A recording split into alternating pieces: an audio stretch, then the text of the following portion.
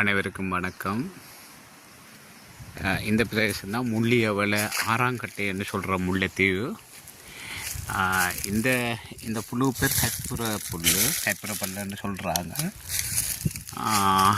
கைப்புற வாசம் தான் அடிக்குது.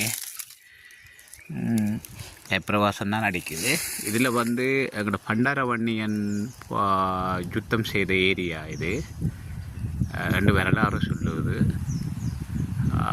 கைப்புறப்பள்ளு நல்லா அடர்த்தியாக வளர்ந்துருக்குது. நல்ல மரங்கள், ஒரு வித்தியாசமான இந்த மரம். இந்த பகுதியில் பண்டாரவன்னியன் சண்டை பிடிச்ச இடம்னு சொல்கிறாங்க.